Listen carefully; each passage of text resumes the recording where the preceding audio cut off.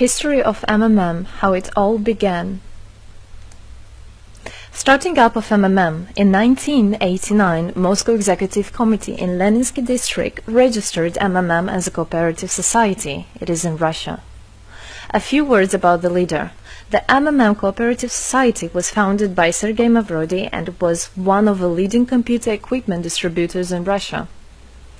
Sergei Mavrodi, having a degree in maths, worked as a programmer and took part in the development of the first operating systems. A few words about his decision to make his own company is the fact that having worked as a simple worker from 8 to 5, he understood that freedom is the most important for him, because that work of 8 to 5 is literally a slavery. At any point, at any time, the company can throw you out and you'll be left without nothing, although you could have worked in that company for years and years. So he realized it. This is why he decided to create his own child, and he knew whatever his efforts will be, it will come back to him in form of dividends and income. Free of charge travel campaign. In 1992, the brand became universally recognizable after Mavrodi offered several times to all the residents of Moscow a day of free of charge travel in metro, Moscow subway. Pretty smart. Birthday of MMM. On October 20, 1992, the joint stock company MMM was registered. In fact, it is a birthday of MMM in the traditional form in which people got used to consider it. The shares of MMM on sale. February 1st, 1994, the shares of MMM went on sale, and people immediately began to buy them. Moreover, the company willingly bought them back on a new, higher rate, which grew very fast at about 100% per month. The company's principle today is always more expensive than yesterday worked perfectly. Few words about that. Why did he do that? As you might know, in 1991, the Soviet Union fell.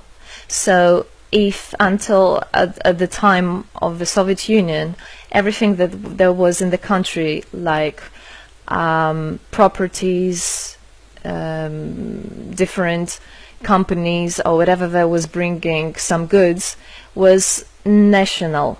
So any person of the country was entitled to have a share of that production, of that company. Everybody was equal. But when the Soviet Union fell, what it meant is that all the companies, all the properties had to be privatized. So you can imagine there is a company, a huge company. People worked there for years and years, and at one moment there comes a person and says, all that is mine. Yes, this was the case, and obviously that information, that laws about the fact that it was possible to privatize was kept only for a small group of people for obvious reasons. So a simple worker who worked in that company for years and years or all his life didn't know he can actually come and say by law that that is his.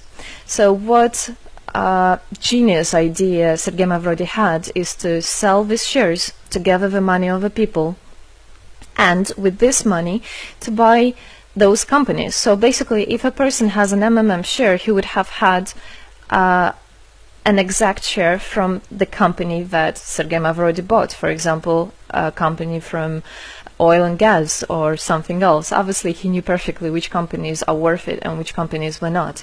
There was quite a battle there. So as you can see, his idea was great, but let's see what happens. Government is trying to hinder MMM's activities. Surprise, surprise! Planned by the Russian government, MMM 94 was intentionally collapsed. It began when tax inspectors accompanied by OMON officers passed through the crowd of depositors and went inside the central office of the company to give a notice about the planned tax inspection. Right. So obviously, the small group of people that I was talking about is the government people, is the people that have connections and so on, and they wanted obviously all that money, all those properties to be kept in their hands. This is how the nowadays oligarchs were made. At that moment they had nothing. In one day they got loads of money, and now you can know them as very rich people who made their money on the back of a nation.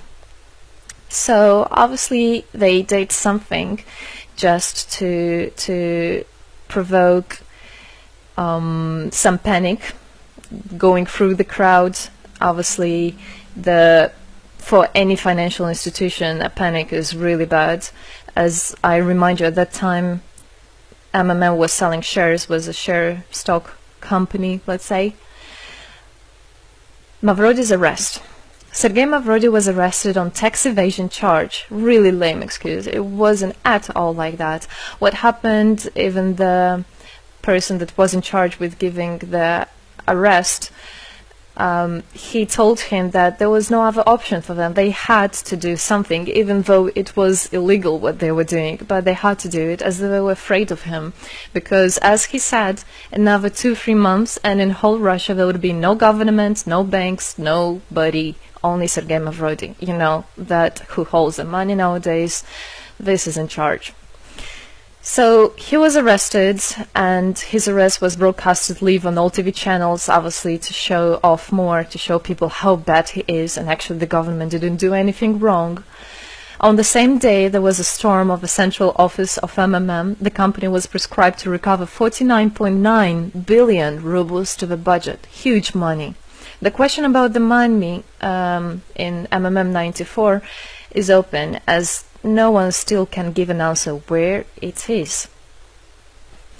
The authorities simply turned a blind eye to it, although hundreds of eyewitnesses are ready to confirm, even under oath in court, that they saw 17 trucks take out cash through the back door. So unfortunately at that time there was no internet, no bitcoins, no other internet wallets, and all the money were obviously kept in cash in the MMM offices. And the government took advantage of it. They just came, took it out, and then they said nothing. They just, moreover, they didn't say where the money went. They even made the way to make people believe that Sergei Mavrody was the one who took all those 17 trucks of money and disappeared. But obviously it wasn't the case. It was a simply lame excuse. Demonstrations against state authorities. August 1994. Thousands of MMM depositors affected by the artificial collapse of the pyramid protested and demanded to set Mavrody free. Actually, Mavrody could have used his powers and do huge, bigger protests, but he decided not to do that, as that would made as obvious a different protests of this type. Could be people injured or even killed, so he decided not to use people in this purpose. It was very noble from him to do that. MMM leader became a deputy. However, he found a way to get out of the prison. Being imprisoned, Sergei Mavrody had managed to register as a candidate for a deputy of the State Duma and was released from prison. He won the elections by a landslide and became the deputy of the State Duma of the first convocation. So, as a deputy in Russia, they have privileges. This is why, becoming a deputy, he was set free. The State Duma is against Mavrody.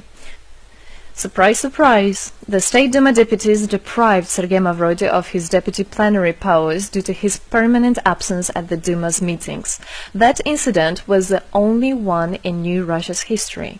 Sergei Mavrody wasn't interested at all in politics. It's not, he hates politics, as he said it many times.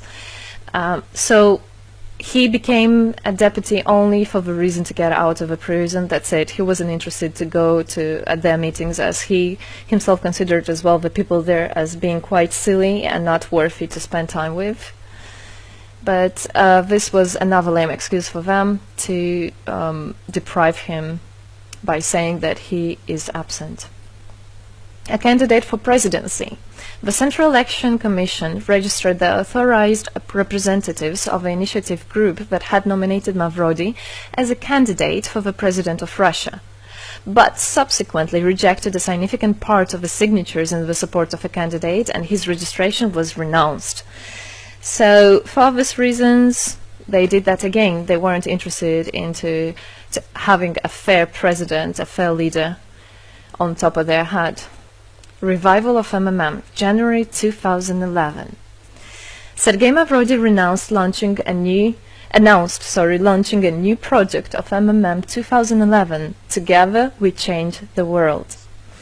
Previously, there were simply no analogs of similar systems in the world. The film about MMM, the launch of the project fell in the same time interval with the release of Russian film about MMM Pyramid, the plot of which is based on the eponymous book in which the history of MMM is disclosed by Sergei Mavrodi.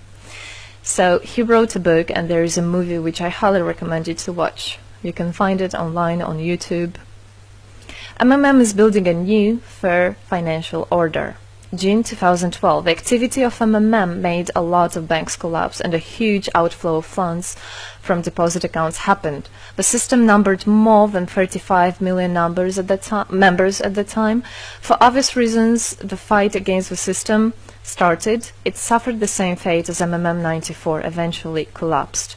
So what happened? A lot of banks, as I already said, had a huge outflow, and another minus of the system of that time was that it wasn't really quite a community, because the money was still kept by the managers in MMM. So it wasn't the same idea as it is now, comparing it now, where people exchange money between themselves. You don't need to put it in a central account.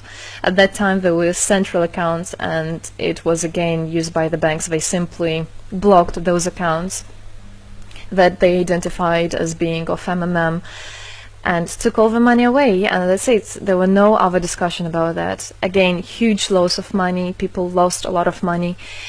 Sergei Mavrodi didn't get all of them. It was again the banks that took the advantage of it. MMM 2012 is just the beginning. I'll be back. Sergei Mavrodi announced the launch of a completely new MMM, World Mutual Aid Fund, MMM community. It speeded up since the first day, showing crazy dynamics on new members' registration. It has been decided to send 10% of the whole turnover on payments to the affected members of MMM 2011. So again, another genius idea. In order not to make central accounts, in order not to gather the money somewhere, now the money are spread directly between participant itself. You can just check in your account online whom you should transfer the money to. So MMM now is connecting all the people between themselves in exchange, so that they can exchange the money and get benefits of it. It's amazing and it's crazy, but it is true. MMM is growing. Some short facts. 2012, MMM started its development in India. It had great, huge developments. 2012-2013, following India, MMM Bangladesh was launched as well. 2013, MMM Indonesia was launched. 2014, MMM Hong Kong. And it's not the end. MMM Global, 2014. MMM Global started up in the spring 2014. It is a voluntary network, a community of millions and millions of people from more than 100 countries worldwide. So there is already MMM settled in Argentina, Brazil, Philippines, Hong Kong and other, and all the rest of people in the world from all the countries of the world are able to participate as well. So they rebelled against the financial slavery and combined their money for this purpose. So how it is possible? MMM, the Republic of Bitcoin. Bitcoin is another genius idea to set the world free. For MMM Global participants' convenience, there were some trendy ideas on funds transfers implemented. From now on, all the countries where you can buy and sell Bitcoins can be registered in a branch of Free People of the Republic of Bitcoin. Thus, there is no barriers to develop MMM in small countries due to their restrictions on the international bank transfers. Banks. This is not something that we would want to use, as the banks can anytime put restriction on an account or even block an account and take all the money. Yes, the banks can do that. Read better your contract. So, Bitcoins is really genius idea to do that. Join MMM Global, join our community, set the world free.